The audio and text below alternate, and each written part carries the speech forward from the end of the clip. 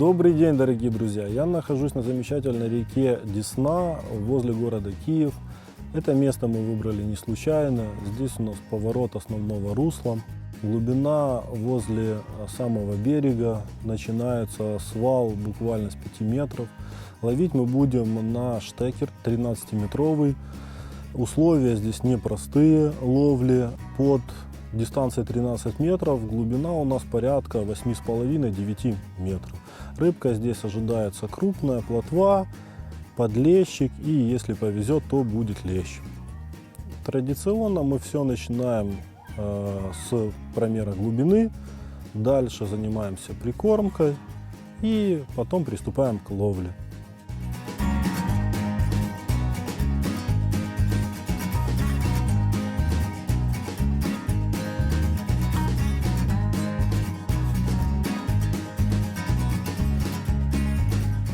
Что же из себя представляет штекерное удилище? В моем случае это удилище длиной 13 метров, которое можно разделить образно на две части. Это основная его часть и сменные топ-киты. Топ-кит, как правило, у нас 4-коленный или 5-коленный. Это вот часть удилища. Отличие его от любого другого способа поплавочной ловли – это наличие резинового амортизатора непосредственно в топ-ките.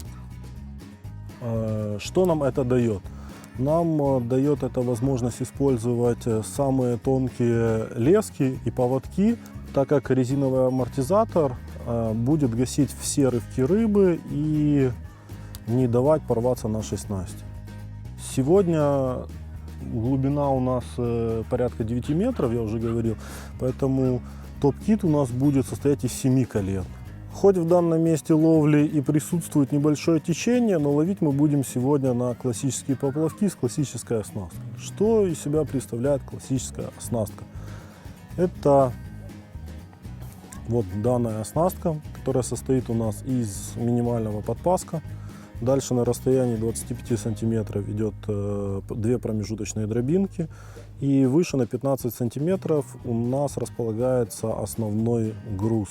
Основной груз у меня состоит из оливки и добавленный цепочкой из дробинок. Сверху обязательно мы фиксируем одной дробинкой. Все остальное, необходимое нам вес, мы добавляем снизу. Поплавки мы используем классической формы. Это еще одно преимущество штекера, что на течении у нас поплавок находится непосредственно под кончиком удилища, и мы имеем возможность очень тонко управлять снастью, делать необходимые нам придержки, вплоть до полной остановки оснастки. Из-за того, что глубина у нас достаточно большая, мы будем использовать поплавки сегодня 3-4 грамма грузоподъемностью. А сейчас приступаем к промеру глубины.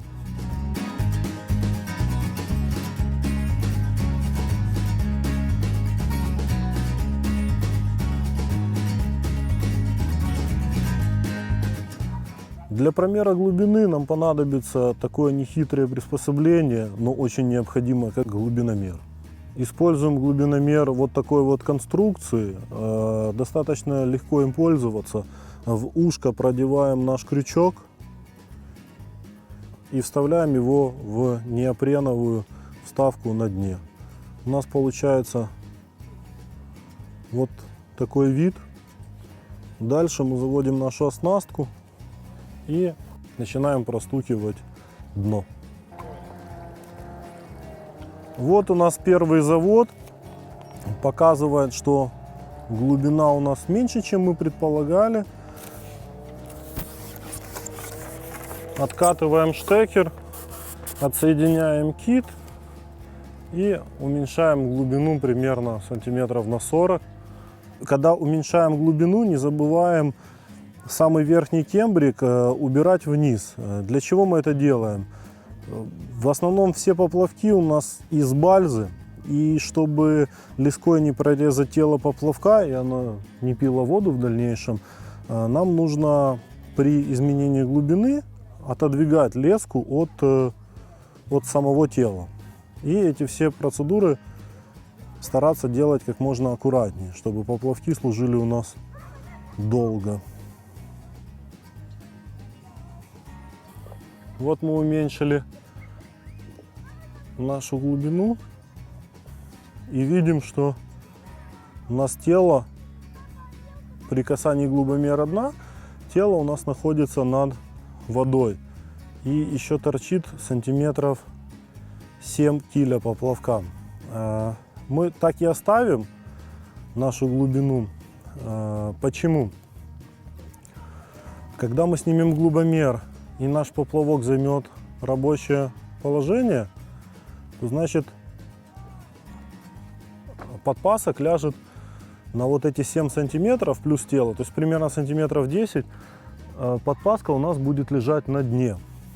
Это то, чего мы хотим добиться.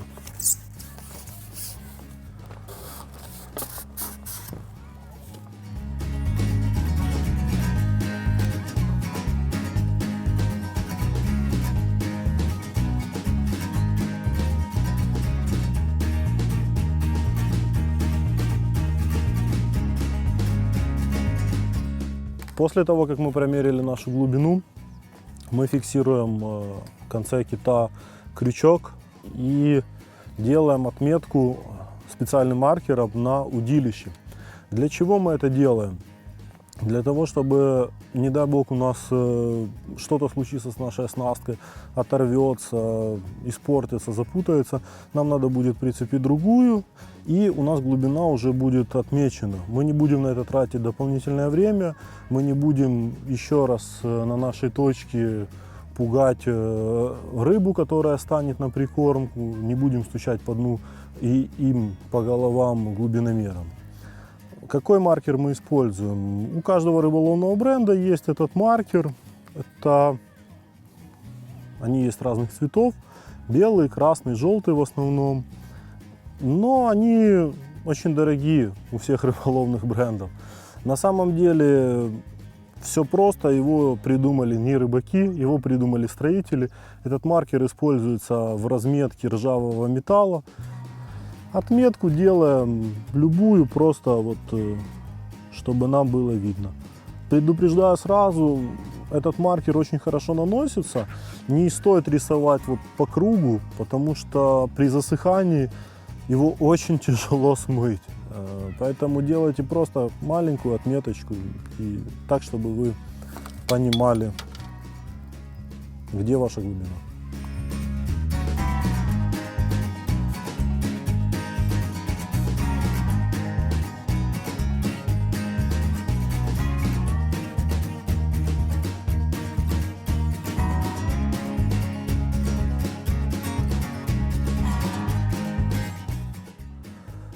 В связи с тем, что глубина ловли у нас порядка 9 метров, присутствует течение, прикормку мы сделали достаточно липкую и с добавлением глины. Глина у нас получилась в пропорции 50 на 50, то есть 50% прикормки, 50% глины. Также мы в качестве мяса, живых компонентов, ну живыми их тяжело назвать, да, мы добавляем вареного опарыша. То есть несколько порций опарыша залили кипятком и добавляем в прикормку. Это будет привлекать и удерживать более крупную рыбу в точке ловли. Особенность еще ловли на течение: мы шары будем делать не стандартной формы, как апельсины. Мы будем шары использовать вот такие более сплюснутые формы, да, как котлеты, лепешки, я не знаю, как правильно их назвать. Для чего это делается? Для того, чтобы при падении на дно эта лепешка ложилась у нас в нашей нужной точке, и ей было тяжело перекатиться. Если у нас будет классический апельсин, то именно в этом месте он покатится дальше и сместится. Вот такие котлеты будут лучше держаться в нужном нам месте. Стартовый закорм делаем достаточно массовый. Это будет у нас процентов 50 нашей прикормки. Мы забросим шаров 12, а дальше будем смотреть по рыбе, как она будет откликаться. Но я думаю, что кормить будем достаточно часто, чтобы активизировать ее.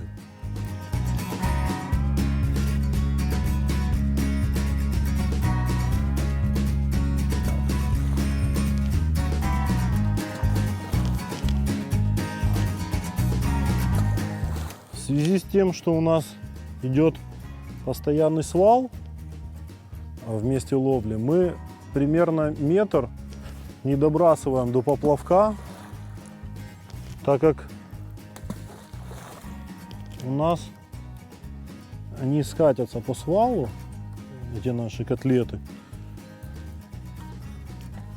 и будут находиться в нужной нам точке.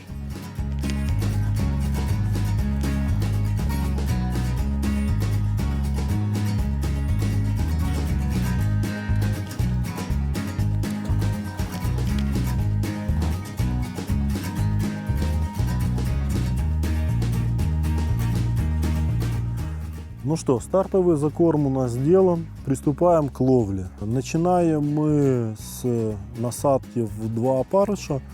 И дальше смотрим, будем корректировать. Может быть, будем укрупняться, может быть, будем переходить на 1 опарыш.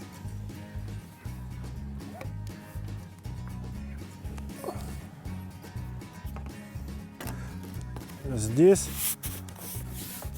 в ловле на течении тоже очень важна подача насадки. Она должна быть не такая деликатная, конечно, как при ловле карпа, но и тоже бросить ее просто не получится.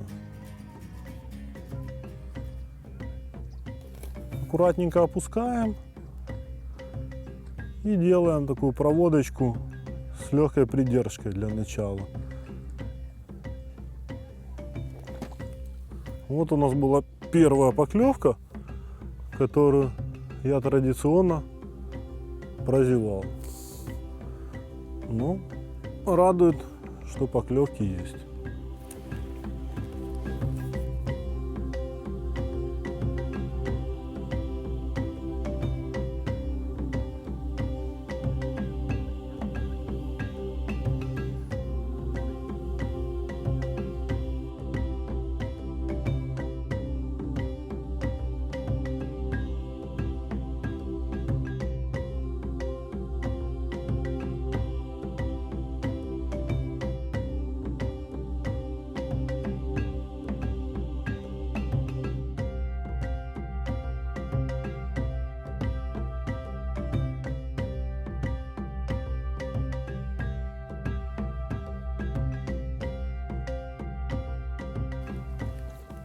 О, есть рыба.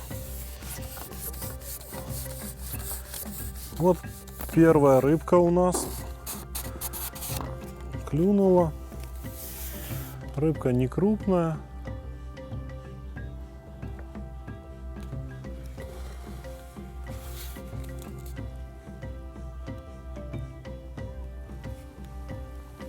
Но достаточно приятная.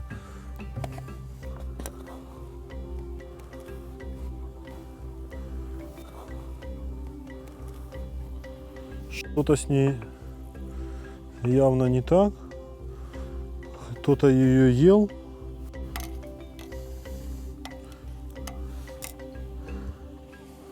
Непонятно. Мы после промера глубины у нас примерно 10 сантиметров поводка лежало на дне. В связи с этим проплыв у нас был достаточно интенсивный, и я решил опустить весь поводок, чтобы лежал на дне, и этим самым уменьшить скорость проплыва, увеличить волочение по дну. Как только я это сделал, сразу получил поклевку, и вот первая густирка оказалась у нас в садке. Продолжим на этой глубине и ловить.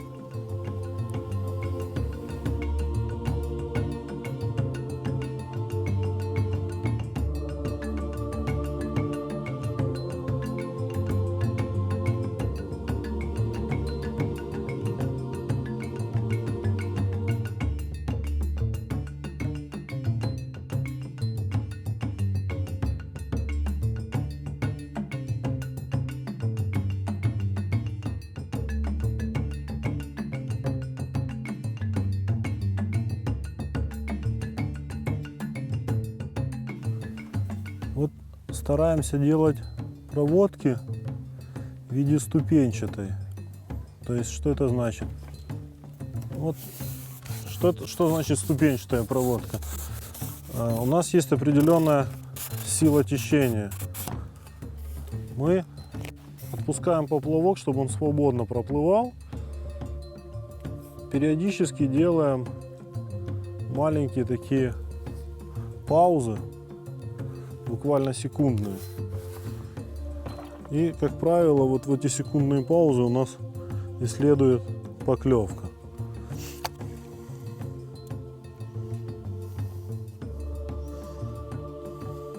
Сейчас я вам постараюсь продемонстрировать.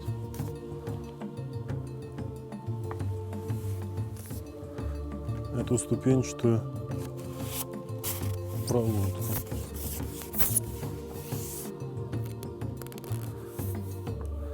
Заводим нашу оснастку немножко выше места ловли, нашей точки прикармливания.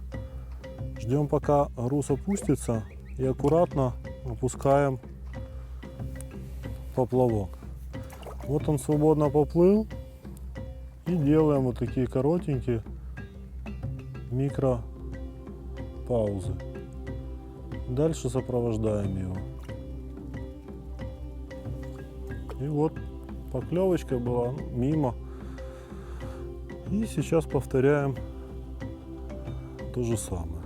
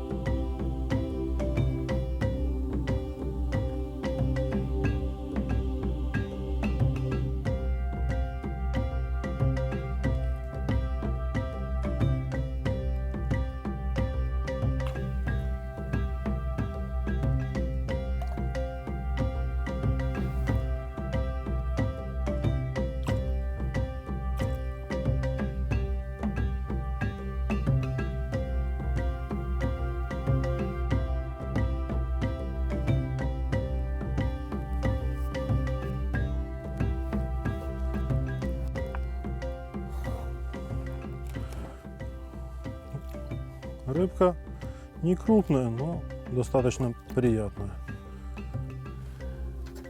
Берет уверенно, все поклевки на утоп.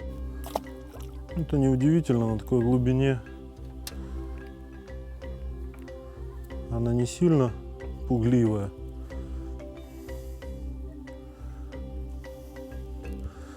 Сейчас будем продолжать прикармливание, потому что видно, рыба стала на точку.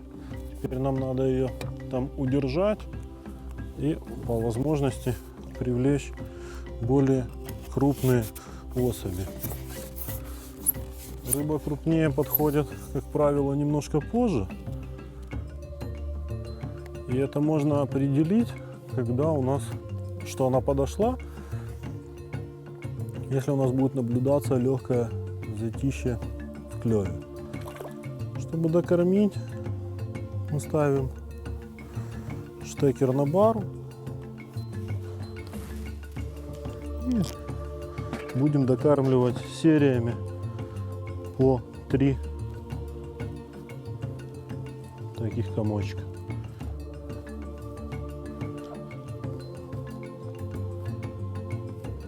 Кормим с руки.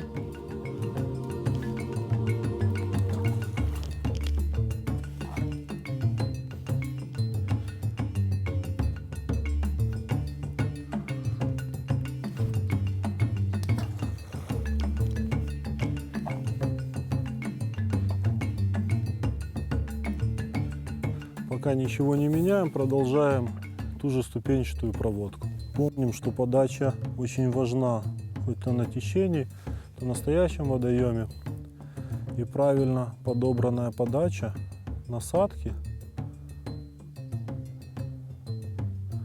— это половина дела, половина успеха на нашей рыбалке.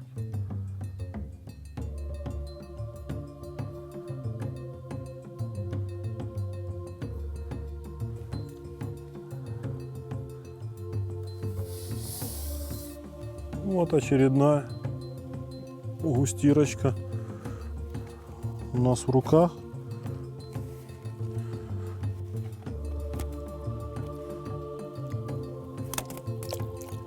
Так бывает, значит, она сильно хотела уйти пораньше. В любом случае мы в конце их всех отпустим, поэтому ничего страшного в этом нету.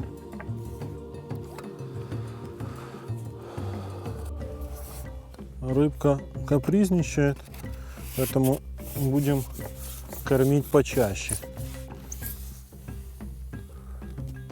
Продолжаем теми же сериями. По 3 такие колбаски, только более сплюснутые, подбрасывать вместо ловли.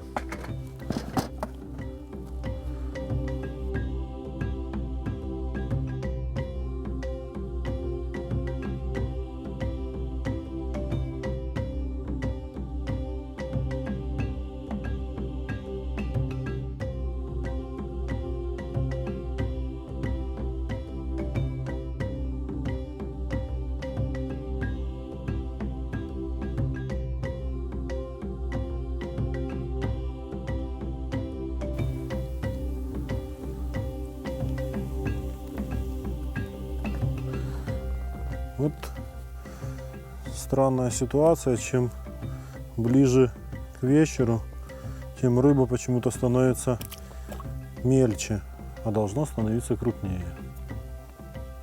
Непонятно почему. Попробуем увеличить, укрупнить нашу насадочку. Перейдем на 3 опарыша. Смотрим, что из этого получится.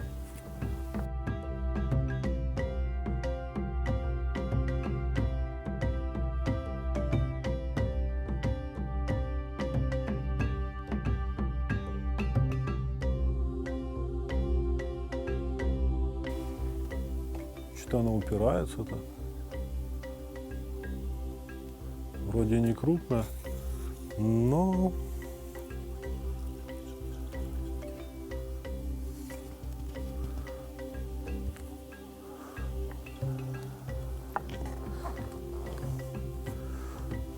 вот такая вот неплохая рыбка у нас начала ловиться. Жаль, что неожиданно начало темнеть, и нам приходится заканчивать нашу рыбалочку сегодняшнюю. Что хотелось бы сказать в завершение. У нас все получилось так, как мы планировали. Глубина, конечно, в месте ловли достаточно экстремальная, 9 метров. Такие условия встречаются крайне редко. Хотели выждать крупного леща, не получилось. Ну, получили удовольствие, поймали достаточно густеры. Размер нас порадовал. Прекрасное место, прекрасный водоем. Недалеко от города можно уединиться и половить рыбку. С вами был Дмитрий Барсук. До встречи на телеканале Трофей.